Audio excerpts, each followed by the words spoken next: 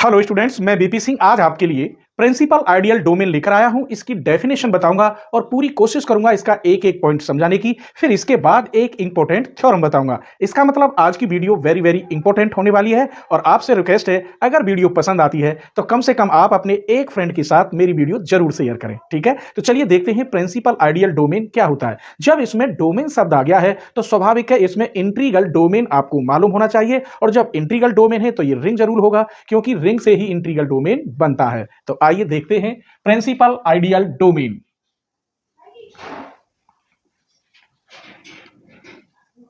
Principal ideal domain, इसे हम PID भी कहते हैं, प्रिंसिपल आइडियल डोमेन। जब प्रिंसिपल आइडियल डोमेन की बात है तो हम कोई इंटीग्रल लेते हैं। मान लीजिए ये R एक इंटीग्रल डोमेन है, इंटीग्रल डोमेन। जब इंटीग्रल डोमेन है तो स्वाभाविक है विद यूनिट एलिमेंट होगा, क्योंकि इसमें मल्टीप्लिकेटिव आइडेंटिटी होनी चाहिए। तो इसे मैं लिख देता हूं एंड विद यूनिट एलिमेंट। और कॉम्यूटेटिव रिंग होगा ये, और कॉम्यूटेटिव रिंग, ये सारी बातें मैं यहां डेफिनेशन लिखूंगा, लेकिन पहले आपको समझा रहा हूं। जब R फिर क्या, ये रिंग भी होगा, रिंग के साथ ये कॉम्यूटेटिव रिंग होगा।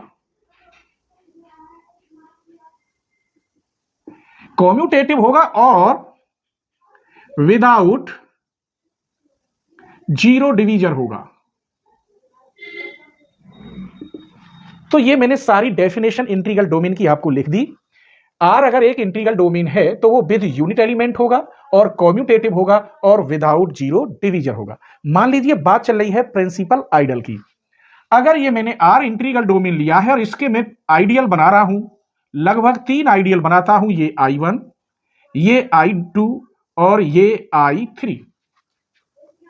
अब प्रिंसिपल आइडियल है तो कोई सिंगल एलिमेंट इस आइडियल को जनरेट करेगा, इसको भी जनरेट करेगा और इसको भी करेगा। मान लीजिए इस I1 को कोई सिंगल एलिमेंट A है, whereas A belongs to R। I2 को जो जनरेट करेगा मैंने कह दिया वो B है, whereas B belongs to R। ऐसे ही इसको I3 को C जनरेट करेगा, जहां पर C belongs to R।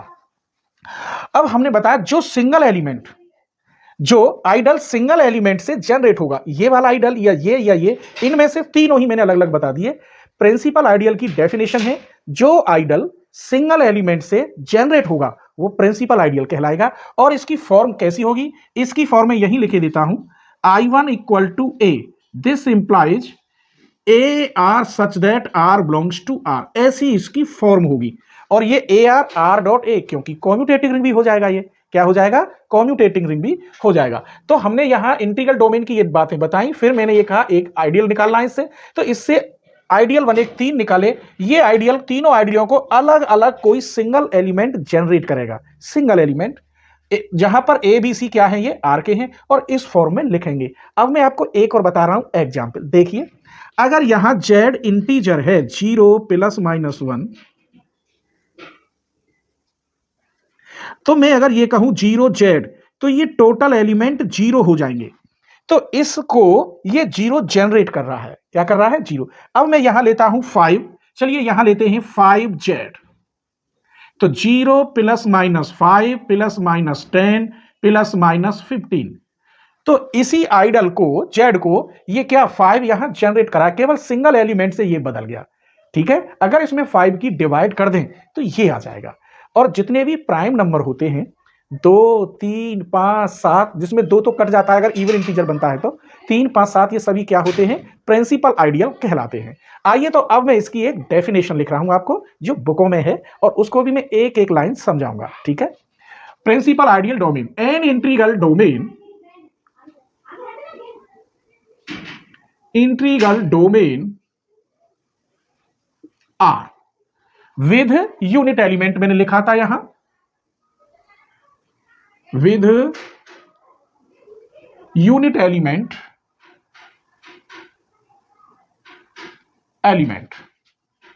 Is called A principal ideal domain. अब यहां एक शर्त है, इफ ईच ऑफ इट्स, प्रत्येक, इट्स आइडियल इज क्या होता है, प्रिंसिपल आइडियल होता है। इफ ईच ऑफ इट्स, प्रत्येक आइडियल क्या होता है, प्रिंसिपल होता है। दूसरी भाषा में देख लीजिए, दोबारा लिख रहा हूं, in other word,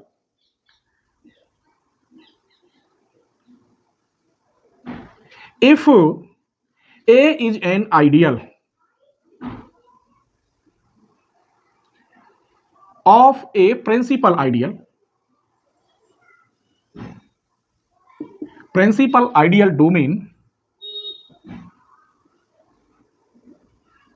domain R, A is an ideal है किसका, प्रिंसिपल आइडियल डोमेन का A, तब then there exist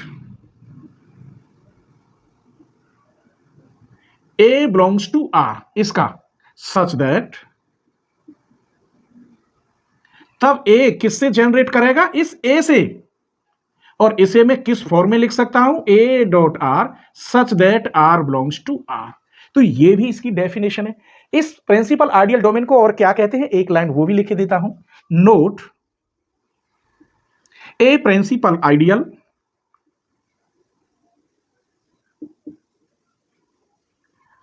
domain is also known principal ideal ring।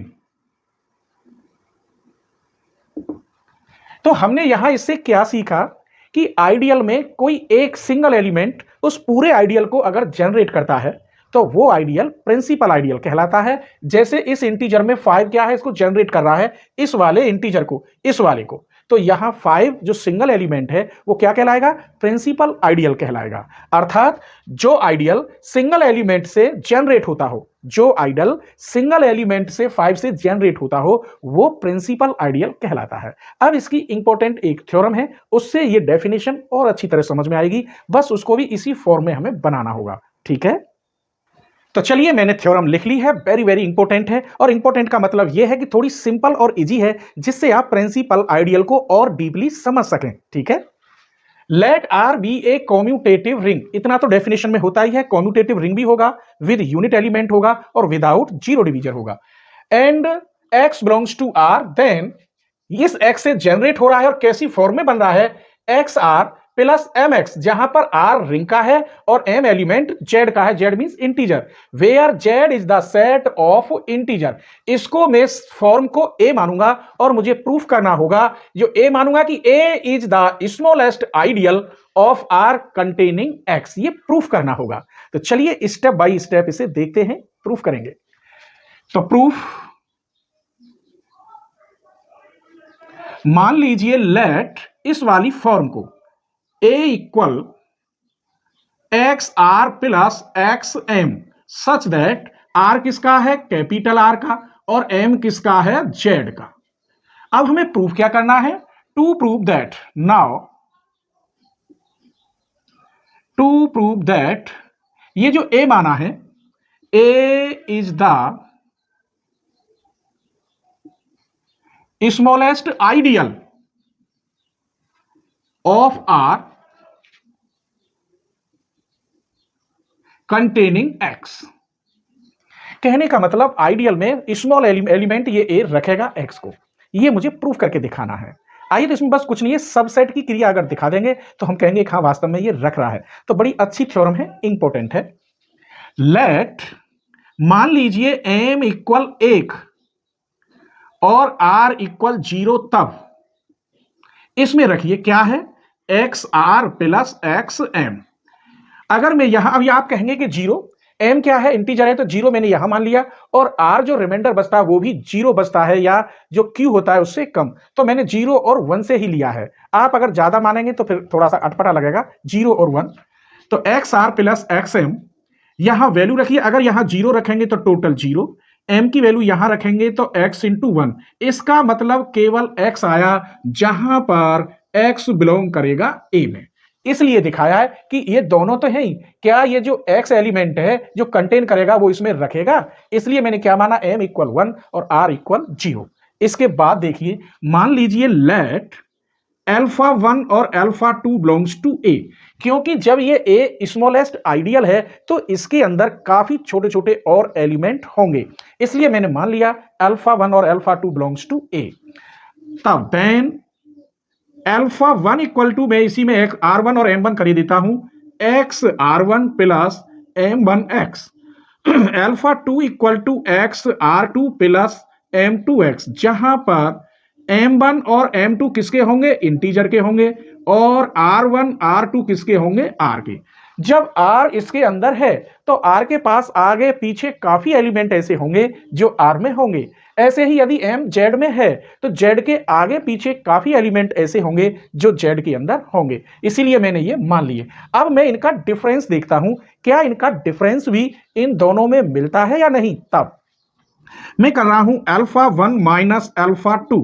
Alpha 1 कितना है, x r1 plus m1 x, minus alpha 2 की value x r2 plus m2 x। इसमें से इसे घटाएंगे x common r1 minus r2, plus इसमें से इसे घटाएंगे m1 माइनस m2 बाहर x। ये फॉर्म भी ऐसी ही बन गई, x टोटल r, x और टोटल m। इसका मतलब ये जो आंसर है ये भी बिलोंग करेगा a में। वेयर एज जहां पर ये r1 माइनस r2 अगर इसमें है तो इनका डिफरेंस भी r में मिला, अगर ये इसके अंदर है तो m1 माइनस m2 भी मिलेगा z में। अभी तक इसके अंदर कोई टिपिकल जैसी बात नहीं आई होगी, ठीक है। अगेन स्टेप देखिए, इसके 3 स्टेप है। दूसरा स्टेप देखिए, अब हमें क्या करना है। Again for any r belongs to r और अल्फा 1 बिलोंग्स टू a, तो मैं लेके रख रहा हूं r अल्फा 1। अल्फा 1 मैंने अभी बताया था आपको, तो ये हो गया r अल्फा 1 की value x r1 plus m1 x। अभी लिखा था मैंने ये, इसकी मल्टीप्लाई करिए यहां पर, तो ये हो गया r x r1 plus r m1 x। इसे मैं कैसे लिख सकता हूं, x तो बाहर, ये तो बन जाएगा r r1, एसोसिएटिव लॉ से 3 स्टेप में खुल जाएगा। इसको मैं लिख सकता हूं, फिर अभी यूं ही रहने दीजिए, इसे लिख सकता हूं मैं x r r1 प्लस, इसे कॉम्यूटेटिव नियम से लिख सकते हैं x इधर और ये आ गया r m1, चूंकि r इज कॉम्यूटेटिव। ये क्या था, r m1 को x में इधर ले आया, तो ये कौन से नियम से, कॉम्यूटेटिव के लॉ से। पूरे में से अब यहां x कॉमन है तो r r1 plus r m1। अब इसे a में मुझे दिखाना है, केवल मेरे पास इतना पार्ट बचा है x r, x ये रहा। यहां x के लिए कैसे लिखें, तो इसे लिख सकता हूं x r r1 r m1 plus 0x। अब ये 0 कैसे आ गया, यहां इस m की जगह पर है, या x इंटू 0 लिखे देता हूं, लो x इंटू 0। अगर m z में है, z is the set of integer, तो स्वाभाविक है 0 भी बिलोंग करेगा z में। अब ये कंडीशन ऐसी बन गई, इसका मतलब ये बिलोंग कर रहा है a को। जब a को बिलोंग कर रहा है, यहां भी x है, यहां भी x है, इसका मतलब, और ये अंदर के क्या है, और इसका मतलब r अल्फा 1 या मैं अल्फा 1 r कर लूं, ये दोनों ही बिलोंग करेंगे a में। दोनों ही क्या बिलोंग करते, a में ही करते, और यहां x रख रहा है a, तो इसका मतलब ये हुआ a is ideal containing x। यही मुझे दिखाना था कि क्या रख रहा है, वो मिटा दिया मैंने, क्या प्रूफ करना था, x। अभी स्मॉलेस्ट वाली बात और रही है, तो एक स्टेप और है स्मॉलेस्ट का छोटा सा, उसको भी दिखाते हैं, ठीक है। अब बस मुझे ये करना है, a एक स्मॉलेस्ट आइडियल था जो x को रखता है, तो इसमें बस सबसेट दिखाना है, एक दूसरे का सबसेट बन जाएगा, तो हम दावे के साथ कह देंगे कि स्मॉल एलिमेंट कंटेनिंग x। चलिए next, to prove that a is smallest ideal containing x। तो मान लीजिए S से डिनोटेड कर रहे हैं ideal, let S be any ideal of R such that, मैंने कहा यदि x बिलोंग्स टू s और r बिलोंग्स टू r तो गारंटीते x इंटू आर किसमें होता है? आइडियल में। ये तो मैंने डेफिनेशन पढ़ाई है आपको थर्ड सेमेस्टर में पढ़ाई है आपको, लेफ्ट आइडियल और राइट आइडियल। तो अगर इस रिंग को राइट की तरफ कर दोगे तो राइट आइडियल, लेफ्ट की तरफ कर दोगे तो लेफ्ट। इतना तो आप जानते हैं, ये पढ़ चुके हैं हम। आल्सो अब हम ले रहे हैं एम एक्स। एम एक्स का मतलब क्या है? इस एक्स को कितनी बार प्लस किया गया है? M times. कितनी बार? M times. तब जाके ये बना एम इंटू एक्स और ये बिलोंग कर रहा है एस में। कब? जब एम बिलोंग करेगा जेड में।